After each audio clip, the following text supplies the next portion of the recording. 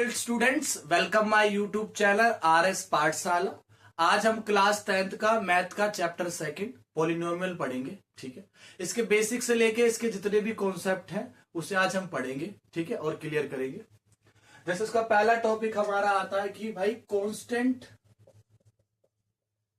और वेरिएबल ये क्या होता है। ठीक है, वेरिएबल का मतलब होता है वेरी। देखो वेरी लिखा है ना, वेरिएबल मतलब वेरी। वेरी मतलब जिसकी वैल्यू फिक्स्ड ना हो, मतलब जिसकी वैल्यू चेंज हो जाए। ठीक है, मतलब फिक्स ना हो, जिसकी वैल्यू फिक्स ना, नॉट फिक्स्ड वैल्यू, मतलब किसी की वैल्यू फिक्स नहीं है तो उसे हम क्या कहते हैं, वेरिएबल। ठीक है, कांस्टेंट क्या होता है, जिसकी वैल्यू फिक्स्ड होती है, फिक्स्ड वैल्यू। ठीक है, उसे हम क्या कहते हैं, कांस्टेंट। ठीक है, इसके अंदर कौन से आते हैं हमारे, जो ABCD होते हैं वो वेरिएबल में आते हैं। ठीक है, कि मेनली क्या होता है, जब आप x की वैल्यू निकाल रहे होते हो, y की वैल्यू निकाल रहे होते हो, तो किसी क्वेश्चन में x की वैल्यू 3 आती है, किसी क्वेश्चन में x की वैल्यू 5 आती है, डिफरेंट डिफरेंट वैल्यूज आती हैं। ठीक है, तो आप फिक्स नहीं है उसकी वैल्यू। इसमें आते हैं जितने भी हमारे पास नंबर्स हैं, इसके एग्जाम्पल में जितने भी हमारे पास नंबर्स हैं वो सारे किस में आते हैं, कॉन्स्टेंट में, कि नंबर तो फिक्स्ड होते हैं। ठीक, फिर जो हमारा सेकेंड टॉपिक आता है वो आता है कि भाई पॉलिनोमियल क्या होता है। पॉलिनोमियल क्या होता है भाई, जो हम पूरा चैप्टर का नाम है, ठीक है, उसका मतलब क्या है, मतलब पॉलिनोमियल क्या होता है। तो पॉलिनोमियल जो होता है वो ये होता है कि टर्म्स, मतलब जब कोई भी कांस्टेंट नंबर और कोई वेरिएबल नंबर एक साथ लिखे हो तो वो हमारे लिए क्या होते हैं, पॉलिनोमियल होते हैं। मतलब मान लो कि एक तरीके से कि कांस्टेंट और वेरिएबल नंबर का एक तरीके से मिक्सचर, तो उसे हम क्या कहेंगे, पॉलिनोमियल। ठीक है, और जरूरी नहीं उसमें सिंगल टर्म हो, बहुत सारी टर्म हो सकती है। जैसे मान लो 3x, फिर उसके साथ 4x स्क्वायर है, फिर 5x क्यूब है, एक टर्म, दो टर्म, तीन टर्म। ठीक है, तो तीन टर्म हो गई इसमें, तो ये भी क्या है, एक पॉलिनोमियल है। ठीक है, फिर एक और बात कि जरूरी नहीं इसमें x x x ही हो, x y z भी हो सकते हैं। जैसे फॉर एग्जाम्पल मान लो 3x plus 4y plus 5z। ठीक है, तो ये भी एक क्या है, पॉलिनोमियल है। मतलब आपको ये है पॉलिनोमियल क्या होता है कि जिसमें हमारे पास वेरिएबल वेरिएबल और एक कांस्टेंट नंबर। ठीक है, तो वो हमारे पास क्या होता है, पॉलिनोमियल होता है। ठीक है, फिर आपके मन में आता हो क्वेश्चन कि मान लो कोई 5 लिखा है सिंगल, तो ये भी एक पॉलिनोमियल है। हाँ, ये भी एक पॉलिनोमियल है। क्यों, कि इसमें वेरिएबल तो है। जैसे मान लो हम यहाँ पे x की पावर 0, x की पावर 0 लिख सकते हैं। क्यों, क्योंकि अगर मैं यहाँ पे x की पावर 0 लिखता हूं तो अगर मैं x की पावर 0 क्या होती है 1, तब भी 5 ही आ रहा है ना, जो पहले नंबर था हमारे पास 5। मतलब जितने भी नंबर्स होते हैं उसके साइड में वेरिएबल्स की पावर क्या होती है, 0 होती है। ठीक है, तो वो भी एक क्या है, हमारे लिए पॉलिनोमियल है। मतलब जो नंबर्स भी होते हैं वो भी हमारे लिए एक टाइप क्या होते हैं, पॉलिनोमियल। मतलब सिर्फ नंबर्स भी लिखा रहेगा तो उसे भी हम क्या कहेंगे कि वो भी एक पॉलिनोमियल है। ठीक है, अब क्या आता है कि पॉलिनोमियल जो होते हैं, ठीक है, उसकी डिग्री, मतलब डिग्री ऑफ पॉलिनोमियल। हम पे टॉपिक आता है डिग्री ऑफ पॉलिनोमियल, कि भाई पॉलिनोमियल की डिग्री क्या होती है। तो आपको इसमें ये याद होना चाहिए कि हाईएस्ट पावर ऑफ वेरिएबल, मतलब जो पॉलिनोमियल लिखा रहेगा उस पॉलिनोमियल में वेरिएबल की जो सबसे हाईएस्ट पावर होगी वो हमारे लिए क्या होगी, डिग्री होगी। जैसे फॉर एग्जाम्पल मैंने लिखा 3x plus 4x square plus 5x cube. मैंने पूछा इसमें डिग्री क्या है इसकी, तो देखो डिग्री देखो, तो इसमें x की पावर कितनी है, कुछ नहीं है तो 1 है। इसमें x की पावर कितनी है, 2। इसमें x की पावर कितनी है, 3। तो हाईएस्ट कितनी हुई पावर, 3 हुई ना। हाईएस्ट पावर कितनी हुई, 3, तो इसकी डिग्री हो गई हमारे पास 3। जैसे अगला question 2x plus x square plus x की पावर 5। ठीक है, अब इसमें हाईएस्ट नंबर और हाईएस्ट डिग्री देखो, तो हाईएस्ट पावर देखनी पड़ेगी आपको। तो देखो यहाँ x है की पावर कितनी है 1, यहाँ x की पावर कितनी है 2, यहाँ x की पावर कितनी है 5। तो हमारे पास इसकी डिग्री कितनी हो गई 5, क्योंकि हाईएस्ट नंबर पावर कितनी है 5। ठीक, थर्ड क्वेश्चन मान लो कि सिर्फ ऐसा हो कि 3x लिखा हो प्लस 5 लिखा हो, 3x प्लस 5। ठीक है, तो इसमें हाईएस्ट डिग्री कितनी है, मतलब हाईएस्ट पावर देखेंगे भाई, हाईएस्ट पावर कितनी है। तो देखो हाईएस्ट पावर इसमें कितनी है वेरिएबल की, 1, तो इसकी डिग्री कितनी हो जाएगी 1। फॉर एग्जाम्पल मान लो कि सिर्फ एक कांस्टेंट नंबर लिखा है, अब पूछिए भाई इसकी डिग्री कितनी है, ठीक है। तो मैंने भी आपको बताया था ना कि आप साइड में कोई भी वेरिएबल लिख के उसकी पावर क्या लगा सकते हो, 0 लगा सकते हो, ठीक है। तो 0 लगाई आपने, तो पावर इसकी डिग्री कितनी हो गई, 0 होगी। मतलब इसकी कोई डिग्री नहीं होगी, 0 डिग्री होगी, ठीक है, समझ गए, ठीक है। नेक्स्ट टॉपिक हम नेक्स्ट पेज पे पढ़ेंगे। देखो अब हम क्या पढ़ेंगे, टाइप्स ऑफ पॉलिनोमियल। मतलब पॉलिनोमियल हमारे पास कितने टाइप के होते हैं, 3 टाइप के। एक पढ़नी हमें लीनियर, एक हमारा होता है क्वाड्राटिक, एक हमारे लिए होता है क्यूबिक। 3 टाइप के होते हैं, ठीक है, समझ गए, लीनियर, क्वाड्राटिक, क्यूबिक। तो देखो इसमें क्या है, लीनियर, लीनियर मतलब कि जो डिग्री हो वो कितनी हो, 1, डिग्री कितनी हो, 1। अगर डिग्री 1 होगी तो हम उसे क्या कहेंगे, लीनियर पॉलिनोमियल है वो, ठीक है। अगर डिग्री 2 होगी, अगर डिग्री क्या होगी, 2 होगी, तो उसे हम कहेंगे कि वो क्वाड्राटिक है। अगर डिग्री 3 होगी तो उसे हम क्या कहेंगे, वो क्यूबिक है। मतलब अगर डिग्री 1 होती है तो लीनियर, क्वाडिक मतलब डिग्री 2 होती है तो क्वाडिक, डिग्री 3 होती है तो क्यूबिक, ठीक है।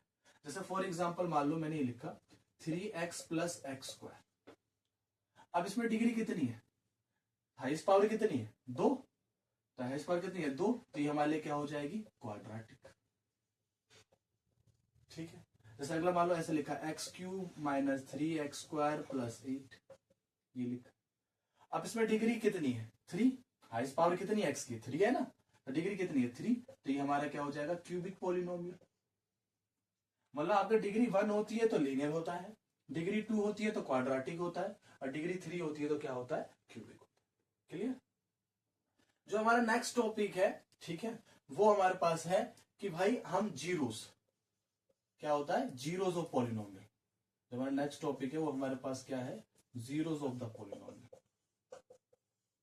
Zeros of the polynomial. भाई जीरोस कैसे निकाले किसी पॉलिनोमियल के, ठीक है। तो उसमें मतलब मान लो हमारे पास पहले लीनियर पॉलिनोमियल है, ठीक है, लीनियर पॉलिनोमियल। तो लीनियर पॉलिनोमियल का जो हमारे पास है, जैसे मान लो फॉर एग्जांपल लीनियर पॉलिनोमियल लेते हैं 3x माइनस 8। तो जीरोस का मतलब क्या होता है, मतलब जीरो का मतलब क्या होता है, एक तरह जीरोस का, या जीरो का मतलब क्या होता है। जैसे ये लीनियर पॉलिनोमियल है तो इसका एक ही जीरो होगा, ठीक है, तो उसे हम कहेंगे खाली ओनली जीरो, ठीक है। लेकिन जो हमारे पास क्वाड्रेटिक पॉलिनोमियल है या क्यूबिक पॉलिनोमियल, उसके एक से ज्यादा जीरोस होंगे, इसलिए उसमें क्या कहेंगे, जीरोस, ठीक है। जैसे अगर मैं खाली लीनियर का निकाल रहा हूँ तो यहाँ लिखूंगा जीरो ऑफ द पॉलिनोमियल। लेकिन अगर हम क्वाड्रेटिक और क्यूबिक के निकाल रहे हैं तो एक से ज्यादा जीरोस होंगे, ठीक है, मतलब एक से ज्यादा होंगे उसके जीरो, इसलिए उसको हम क्या लिखेंगे, जीरोस ऑफ द पॉलिनोमियल, ठीक है। अब से 3x माइनस 8 है, तो भाई जीरो का मतलब क्या होता है, तो मतलब इसमें जीरो का मतलब ये होता है कि x की कौन सी वैल्यू मैं पुट करूं इसके अंदर, जी टोटल पॉलिनोमियल क्या हो जाए, जीरो हो जाए। मतलब मैं x की ऐसी कौन सी वैल्यू यहां पुट करूं कि टोटल पॉलिनोमियल क्या हो जाए, जीरो हो जाए, ठीक है। जैसे मान लो इसका एक आसान सा क्वेश्चन लेते हैं, जैसे हमने लिखा 3x माइनस 6 ले लिया आपने, तो मैं x की वैल्यू यहाँ पे कितनी पुट करूं कि ये क्या हो जाए, टोटल जीरो हो जाए, ठीक है। तो देखो मैं x की वैल्यू पुट करूंगा, तो अगर आपसे पूछो कि अगर मैं x की वैल्यू 2 पुट करूं, यहाँ पे कितना पुट करूं, 2 पुट करूं, तो 3 2 से कितना हो जाएगा, 6, और 6 में 6 घटाएंगे तो जीरो आ जाएगा। जैसे अगर मैं यहाँ पे अगर 2 पुट करता हूँ माइनस 6, तो अगर 3 2 जा क्या हो गया, 6, 6 माइनस 6 जीरो आ गया। तो इसका जो जीरोस हो गया वो हो गया x इक्वल टू 2, मतलब इसका जीरोस की वैल्यू कितनी हो गई, 2, इसकी जीरोस की वैल्यू कितनी हो गई, 2। मतलब आज जीरो क्या होता है, जीरो वो होता है कि आप वेरिएबल की कौन सी वैल्यू पुट करो तो टोटल पॉलिनोमियल क्या हो जाए, जीरो हो जाए, ठीक है। जैसे मान लो दूसरा क्वेश्चन लेते हैं, जैसे आपने दिया x प्लस 8, तो भाई इसमें x की वैल्यू कौन सी पुट करूं कि भाई ये टोटल जीरो हो जाएगा। देखो x की वैल्यू अगर मैं माइनस 8 लूंगा तो उस कंडीशन में प्लस माइनस क्या होगा, जीरो, प्लस माइनस माइनस, तो 8 में से 8 क्या आएगा, जीरो। तो इस पॉलिनोमियल की इसके पॉलिनोमियल का जीरो कौन सा क्या हो गया, 8 माइनस 8 क्या हो गया, माइनस 8, ठीक है। लेकिन अगर हमारे पास क्वाडिक पॉलिनोमियल है, जैसे हमारे पास मान लो क्वाडिक पॉलिनोमियल है, जैसे फॉर एग्जांपल हम लेते हैं x square minus 6x plus 8, ये हमारे पास क्वाडिक पॉलिनोमियल है, तो हमें इसके जीरोस निकालने हैं। तो उसके लिए एक आपको पैटर्न यूज करना है। उसमें क्या करना है कि देखो सबसे पहले क्या करना है कि जो एक्स स्क्वायर के साइड में हो, जैसे मान लो यहाँ 1, अभी कुछ नहीं तो 1 है, तो पहले उसकी मल्टीप्लाई लास्ट वाले से करो। तो 1 की मल्टीप्लाई हमने 8 से की, तो 1 की मल्टीप्लाई 8 से की तो कितना आया, 8 आया, ठीक। फिर जो 8 आया तो मतलब ये होना चाहिए कि आपको ऐसे ऐसे मिडिल ऐसे टर्म लेने हैं, मतलब इसको स्प्लिट करना है आपको, ठीक है, मतलब 6 को जो आपका बीच वाला टर्म होगा, मतलब एक्स वाला टर्म होगा, उसे आपको क्या करना है, स्प्लिट करना है। स्प्लिट करने पे ऐसे दो नंबर सोचने हैं जिनको मल्टीप्लाई करने पर तो 8 आ जाए और जिनको जोड़ने या घटाने पर क्या हो जाए, -6 आ जाए। मतलब जिनको मल्टीप्लाई करने पर क्या आ जाए, 8 आ जाए, लेकिन जोड़ने और घटाने पर कितना आ जाए, -6 आ जाए। ठीक है, तो ऐसे नंबर सोच रहे हैं, तो उसके लिए आपको क्या करना है, पहले इसकी इससे मैंने मल्टीप्लाई की तो 8 आया था, तो उसका प्राइम फैक्टर करो। पहले 2 से करोगे 4 आएगा, फिर 2 से करोगे 2 आएगा, फिर 2 से करोगे 1 आएगा। ठीक है, अब इनको ही सॉल्व करके हम कितना लाना है, 6 लाना है। ठीक है, तो पहले ऐसा करो, 3 नंबर है तो पहले 2 की ग्रुपिंग बनाओ, 2 पर बना दिया, एक हमने कहा रख दिया, नीचे रख दिया, तो 2 2 कितना हो गया, 4। तो अगर मैं 4 में 2 को प्लस करूं, 4 में अगर मैं 2 को प्लस करूं तो 6 आ जाएगा, और 4 में 2 को मल्टीप्लाई करूंगा तो 8 आ जाएगा। तो जो हम इसको स्प्लिट करेंगे वो किस में करेंगे, 4 और 2 में। ठीक है, तो हमने लिखा x² माइनस, इसको मैंने तोड़ा 4 + 2 में, मल्टीप्लाई x + 8। क्लियर। अब x² माइनस 4 की माइनस की मल्टीप्लाई हुई, जैसे x की मल्टीप्लाई होगी तो 4x हो जाएगा, और माइनस होगा तो क्या आएगा, -4x। ऐसे ही देखो, ये माइनस, ये प्लस माइनस, और 2x, 2 की मतलब x हुई तो 2x होगा, प्लस क्या आ गया, 8 आ गया। ठीक, अब आपको क्या करना है, इसमें कॉमन लेना है, इसमें कॉमन लेना है। ठीक, इन दोनों में कॉमन क्या है, तो दोनों में x है, x कॉमन ले लिया हमने, और कोई नंबर कॉमन है, नहीं है कॉमन। ठीक है, कोई नंबर तो कॉमन है नहीं। ठीक है, तो यहां से x कॉमन लिया, तो यहाँ पे x² है तो एक x बच गया, माइनस 4, इसमें से x कॉमन ले चुके, तो यहाँ पे सिर्फ क्या बचा, हम पे 4 बचा। ठीक, फिर इन दोनों में कॉमन लेना है, तो इन दोनों में कॉमन लेना है, तो अगर यहाँ पे माइनस का साइन होता है तो माइनस को आपको कॉमन लेना ही पड़ता है। ठीक है, बाकी देखो 2 के टेबल में 2 भी आता है, 2 के टेबल में 8 भी आता है, तो यहाँ पे 2 भी हम क्या लेंगे, कॉमन। तो यहाँ पे क्या बचा, हमारे पास x बचा, और यहाँ पे हमारे पास ये क्या बचा, 4 बचा, क्योंकि 2 के टेबल में 8 कितनी बार में आता है, 4 बार। ये हो गया x, सॉरी। ठीक है, जैसे माइनस यहाँ कॉमन ले लिया था, तो 2 के टेबल में 8 कितनी बार में आता है, 4 बार में। लेकिन हमें यहाँ किसका लेना पड़ेगा, माइनस का। क्यों, तभी ना माइनस माइनस प्लस होगा, मतलब हमने यहाँ पे माइनस ऑलरेडी कॉमन ले लिया, तभी तो माइनस माइनस क्या होगा, हमारे पास प्लस होगा, इसलिए हमें इसे किसका लेना पड़ेगा, माइनस का। अगर ये ब्रैकेट्स वाले सेम आते हैं तो इसका मतलब आप समझ लो कि आप सही कर रहे हो इस क्वेश्चन को। ठीक है, फिर हम बाहर वालों को एक जगह लिख लेते हैं, जो बाहर बाहर बच गए, और जो अंदर वाले हैं उनको एक जगह लिख लेते हैं, x - 4। ठीक है, फिर दोनों को क्या करते हैं, इक्वल टू क्या रख देते हैं, हम 0 रख देते हैं, दोनों को इक्वल टू क्या रख देंगे हम, 0। दोनों को इक्वल टू हमने 0 रख दिया, तो यहाँ से x की वैल्यू क्या आई, उधर जाएगी 2 आ गया, प्लस का हो गया, यहाँ से x की वैल्यू कितनी आ गई, 4 आ गई।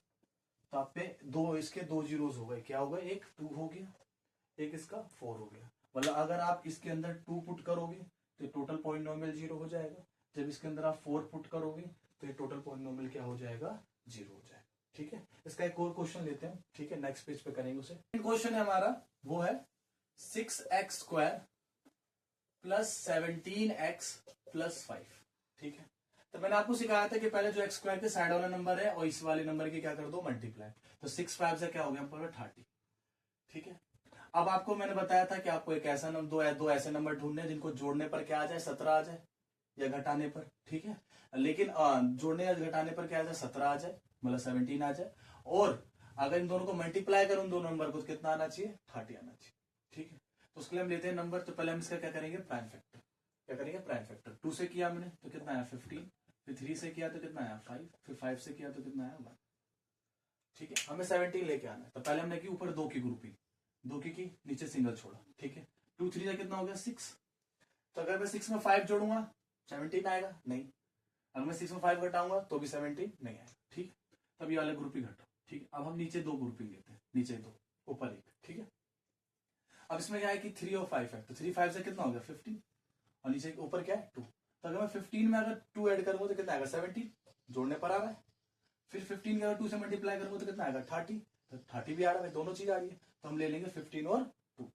तो लिए हमने 6x² + 15 + 2x + 5 प्लस का ले लिया 5। ठीक है, अब क्या करेंगे, मल्टीप्लाई करेंगे, तो 6x² ऐसे रहने दें, x की मल्टीप्लाई की 15x हो गया, फिर 2 से x की मल्टीप्लाई 2x हो गया, +5। डन। अब इनमें कॉमन लेना होता है, मैंने बताया था आपको, इन दोनों में कॉमन लो, देखो 3 के टेबल में 6 भी आता है, 3 के टेबल में 5 भी आता है, तो हम 3 कॉमन ले लेंगे। दोनों के पास x है तो x भी क्या ले लेंगे, कॉमन ले लेंगे। अब यहाँ 3 के टेबल में 6 कितनी बार में आता है, 2 बार में, और x एक x लेकर चुके हैं तो एक x और को आ जाएगा यहाँ पर, ठीक। प्लस 3 की टेबल में 15 कितने बार में होता है, 5 बार में, और हम x ऑलरेडी ले चुके हैं तो x नहीं लिखेंगे, ठीक है। अब इन दोनों में कॉमन देखना है, तो देखो पहले यहाँ प्लस लिखा है, प्लस लिख लीजिए। अब इन दोनों में कॉमन है कुछ नहीं कॉमन, क्योंकि भाई कोई ऐसा टेबल नहीं है कॉमन है इन दोनों में, तो कहीं जहां कुछ कॉमन नहीं होता वहां कॉमन क्या होता है, 1 कॉमन होता है, ठीक है। तो कहीं से भी हम 1 कॉमन लेते हैं तो हमारे पास वो जो डिजिट्स आती है वो सारी क्या आती है, सेम आती है। तो यहाँ से 1 कॉमन लेंगे तो हम पे सेम आ जाएगी, ठीक है, क्लियर। देखो अंदर वाले सेम है ना, मतलब हम करेक्ट कर ले। फिर बाहर वालों को एक जगह लिखना है, फिर अंदर वालों को एक जगह लिखना है, दोनों क्या करना है, एक जगह लिखना है, ठीक है। फिर मैंने क्या बताया था कि अगर आपको जीरो से निकालना है तो आपको दोनों के इक्वल टू क्या रखना पड़ेगा, 0। दोनों जीरो से निकालने के लिए दोनों के इक्वल टू क्या रखना पड़ेगा, 0, ठीक है। तो यहाँ पे 1 उधर गया तो माइनस का हो गया, माइनस का। फिर x 3 कहाँ चला गया, नीचे चला गया, x की वैल्यू आ गई -1/3। ऐसे क्या हुआ, 5 उस साइड चला गया, माइनस का हो गया। फिर 2 नीचे चला गया तो -5 क्या हो गया, ये हमारी 0 हो गई। मतलब अगर आप इन दोनों में से कोई वैल्यू इस पॉलिनोमियल में रखोगे तो टोटल वैल्यू क्या हो जाएगी, हमारी 0 हो जाएगी, ठीक है, क्लियर। अगर आपको वीडियो अच्छी लगी हो तो like, subscribe, bell icon on कर दीजिएगा, ठीक है। अगर कोई भी मतलब इसमें डाउट आता है या मतलब आपको कोई भी डाउट आता है तो आप ना हमें मुझे कमेंट सेक्शन में जरूर लिखा करो।